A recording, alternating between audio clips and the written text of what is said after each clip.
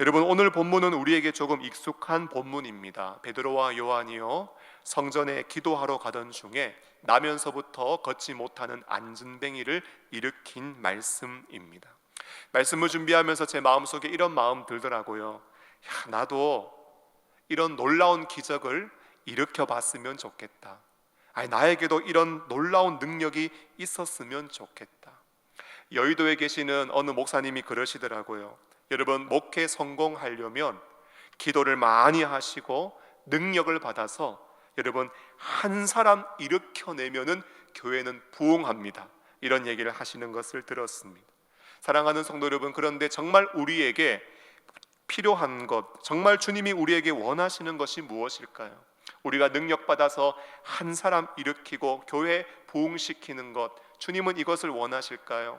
우리가 정말 간절히 마음속에 소망하고 소원해야 하는 것은 무엇일까요? 오늘 말씀을 통해서 주님의 뜻을 깨닫고 함께 기도하는 밤이 되기를 소원하는데요, 여러분 3장 1절 말씀을 보니까 오늘 제9시 기도 시간에 베드로와 요한이 성전에 올라갔다라고 말씀하고 있습니다. 여러분, 제9시는요 성경에 나오는 시간에 6시간을 더하면 우리나라 시간이 되는데요, 6시간을 더해보면 우리나라 시간으로 오후 3시 베드로와 요한이 성전에 기도하러 올라갔습니다. 사랑하는 성도 여러분, 어떠세요? 시간을 정하여서 또 시간이 되어 성전에 올라간, 기도하기 위해서 올라간 베드로와 요한, 여러분 이 두 사람을 볼 때 어떤 생각이 드십니까? 정말 아름다워 보이지 않으십니까?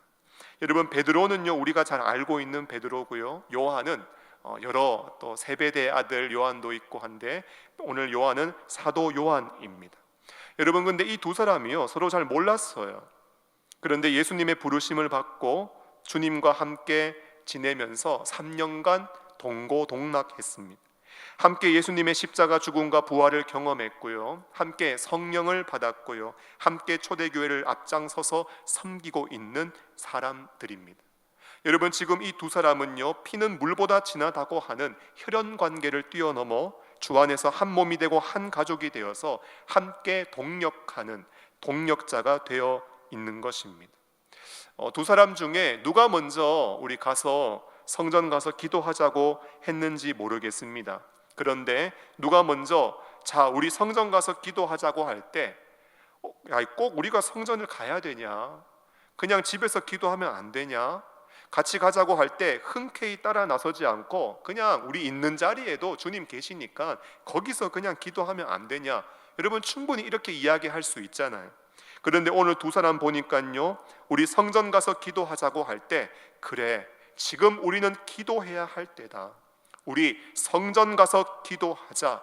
여러분, 이 일에 그 두 사람은 마음이 하나가 되어서 함께 손에 손을 잡고 지금 성전으로 올라가고 있고, 그들이 과거 유대교에서 행했던 종교적인 기도, 의식적인 기도가 아니라 예수님이 기도하신 것처럼 주님과 친밀함을 누리기 위해서, 그리고 맡겨주신 사역을 감당할 능력을 공급받기 위해서, 그리고 하늘에서 이루어진 주님의 뜻이 이 땅 가운데 이루어질 수 있도록 그들은 마음을 같이 하여서 함께 기도하기 위하여 성전으로 올라가고 있습니다. 여러분 어떠세요? 지금 베드로와 요한의 모습 정말 아름다워 보이고 좋아 보이지 않으십니까? 여러분, 사람마다요 친구가 있습니다. 고향 친구, 학교 친구, 취미 생활을 같이 하는 친구도 있고요, 직장 동료들도 있지요. 그런데 여러분, 우리에게 가장 좋은 친구는 어떤 친구일까요? 영국의 한 출판사가 친구라는 말의 정의를 사람들에게 공모를 한 적이 있습니다. 수많은 사람들이 친구의 정의를 여러분 써서 그 출판사에 응모를 했는데, 여러분 그 응모 가운데 1등으로 당선된 친구의 정의는 이러했습니다. 친구란 온 세상이 다 내 곁을 떠났을 때 나를 찾아오는 사람이다. 여러분, 이게 1등한 친구의 정의였습니다. 여러분, 힘들 때 찾아오고 어려울 때 위로해주는 친구, 진짜 좋은 친구지요.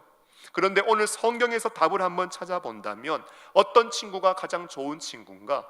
여러분, 주 안에서 형제 자매된 친구, 더 나아가 함께 손에 손을 잡고 성전에 올라가서 마음을 같이하여 기도할 수 있는 친구, 함께 말씀을 듣고 말씀 안에서 내 심령이 지금 이렇다, 내 영적인 상태가 이러하다, 자신의 삶을 나눌 수가 있고 서로 믿음의 생활을 잘 할 수 있도록, 그 친구가 주님이 기뻐하시는 삶을 살도록 서로의 영적인 성장을 위하여 도와주고 기도해주고, 정말 이 친구가 하나님의 뜻을 이루어가는 복음의 도구와 통로가 될 수 있게 해달라고 하나님 앞에 서로를 위하여 같이 기도할 수 있는 친구, 여러분, 그 친구가 좋은 친구 아닐까요?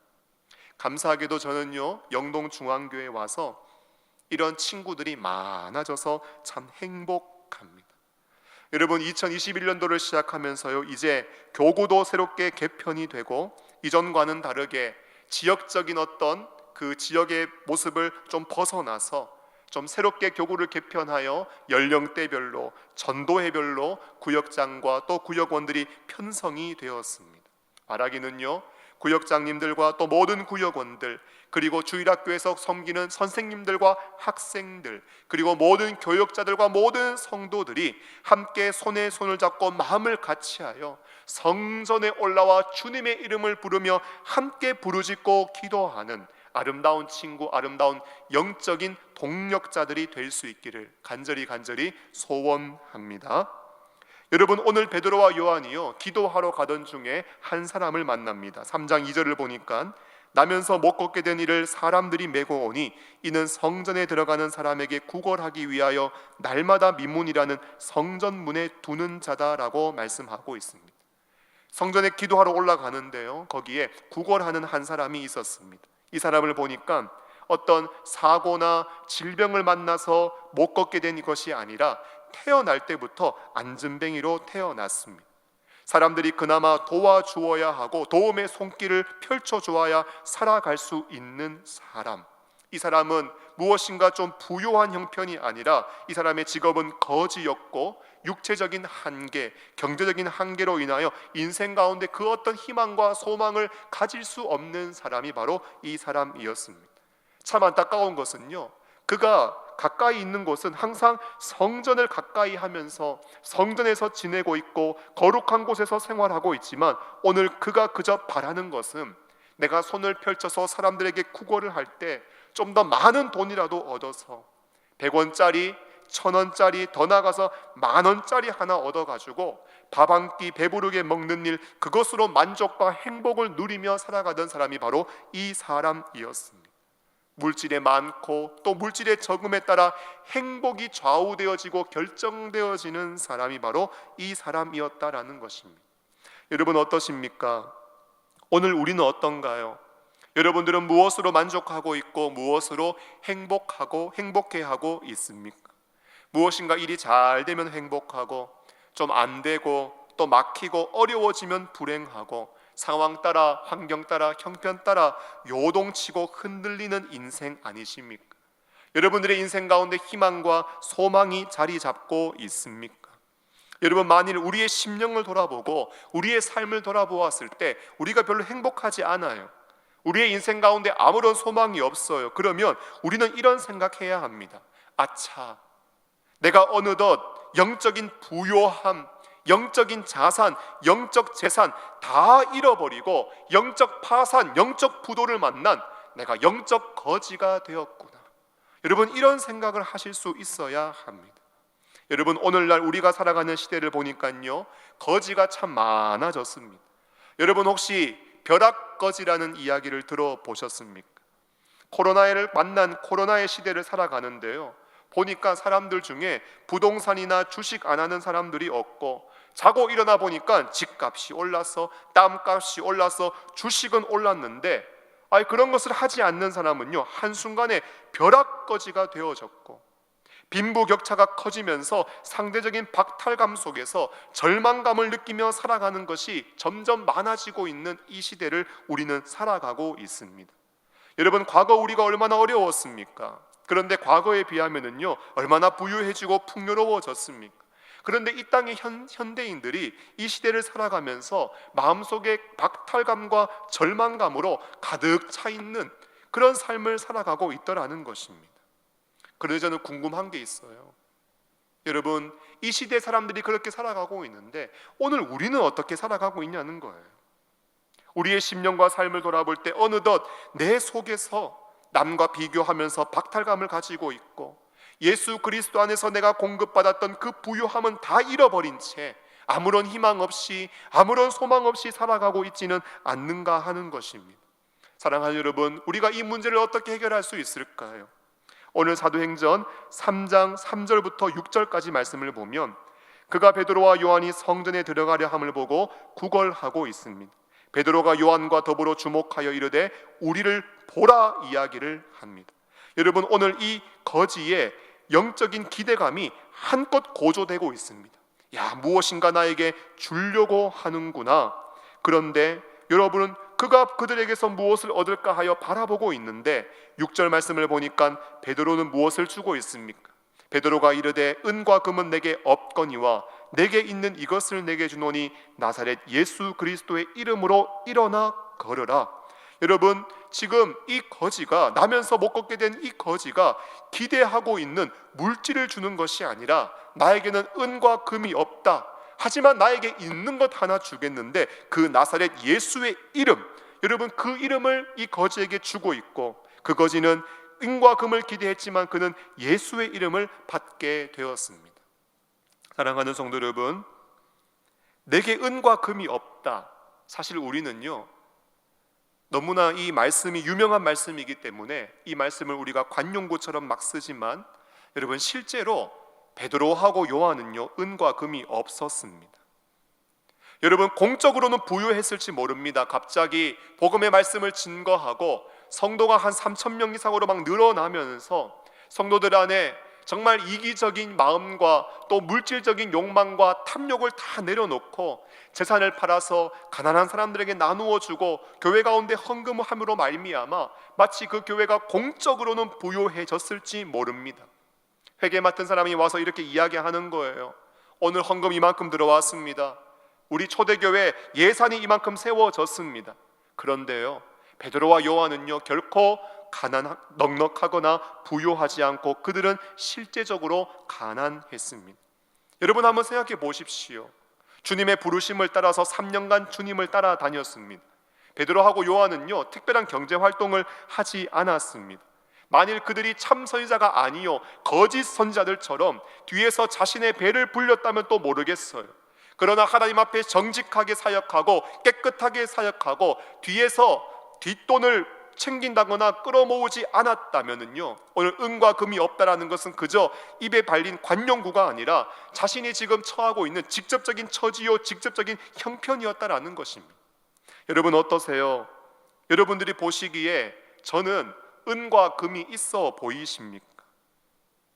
여러분, 어떠세요? 저는요, 교역자들이 가난하다는 사실을 저는 알고 있습니다.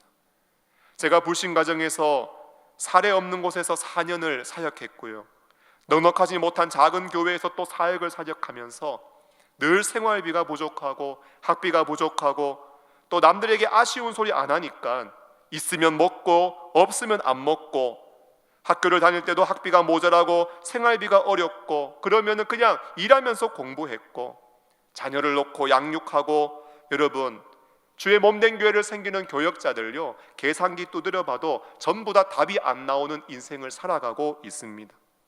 다른 건 괜찮은데 저는 제일 힘들었던 것은요, 명절 되잖아요. 그런데 뭐 재정이 넉넉하거나 부유한 게 아니니까, 야, 이제 이렇게 다 큰 자식 밖에 나가서 일도 하고 있는데 명절 되어서 고향에 부모님 집에 가는데 무엇인가 물질적으로 부모님 잘 섬겨드리지 못한 것, 늘 마음속에 죄송하고 미안한 마음으로 자리 잡고 있습니다. 여러분, 대형교회 지도자분들이 물질 사고로 말미암아, 재정 사고로 말미암아 언론에 이름이 오를 때마다 교역자들이 욕을 먹는 것으로 인하여 저는 안타까움을 느낍니다. 하지만 그렇지 않은 99%의 목회자들, 제가 만난 교역자들은요, 거의 다 재정적으로 넉넉하지 못하고 부유하지 못하는, 어렵게 살아가고 있다는 것을 저는 알고 있습니다. 그런데요, 교역자들만 어려운가요? 아니요, 성도님들도 어려우세요. 세상 속에 우리가 살아가면서 이 시대의 변화와 이 시대의 흐름에 우리는 다 영향을 받으면서 살고 있습니다. 방역 지침으로 인해서 경제 활동을 제대로 할 수 없고 몇 달 동안 소득이 없고 점점 빈부의 격차는 커지면서 실제적으로 재정적으로 물질적으로 어려움을 겪는 성도님들이 있다라는 것이지요. 그러나 여러분, 오늘 우리가 반드시 기억해야 될 게 있어요. 맞아요. 우리에게는 은이 없고 우리에게는 금이 없지만 여러분, 우리에게는 나사렛 예수 그리스도의 이름이 있다는 것입니다. 은이 있으면 좋겠지요. 금이 있으면 좋지요. 하지만 육신적으로 이 땅을 살아가면서 우리는 가난과 부족과 결핍과 한계를 만날 수 있습니다. 하지만 우리에게 허락되어진 그 이름, 여러분, 이 땅에서는 다 누리지 못하고 맛보지 못하는 그런 구원과 생명과 영생과 은혜와 평강, 결코 물질과 돈으로는 살 수 없는 그 고귀한 생명의 이름, 구원의 이름이 여러분 우리에게 허락되어져 있다라는 것입니다. 여러분, 오늘 안전뱅이가 예수 이름으로 일어납니다. 그런데 한번 생각해 보세요. 예수 이름으로 일어났어도 여러분, 그의 인생 속에 얼마나 많은 삶의 무게와 한계가 자리 잡고 있겠습니까? 이 사람이 배운 게 있을까요? 무엇인가 기술이 있을까요? 할 수 있는 것이 있을까요? 취업하려고 이력서를 내는데 직업란을 딱 보니까요, 전직 거지예요. 결혼하게 될까요? 가정 이룰 수 있을까요? 앞으로 살아가면서요, 수많은 인생의 한계와 어려움을 경험하게 될 거예요. 여러분, 이 사람의 출발점은요, 오늘날로 말하면 금수저가 아니라 흙수저 중에 흙수저인 것입니다. 여러분, 앞으로 얼마나 많은 한계와 어려움을 만나게 될까요? 그런데 오늘 이 사람에게 어제와 다른 것이 한 가지 있다면 여러분, 그의 인생 가운데 나사렛 예수 그리스도, 구원의 이름, 능력의 이름, 생명의 이름이 있다라는 거예요. 오늘 그의 모습을 보니까요, 과거 자신이 처했던 그 상황과 형편을 비관하고 있지 않습니다. 다른 사람하고 비교하면서 낙심과 좌절과 절망에 빠져 있지도 않습니다.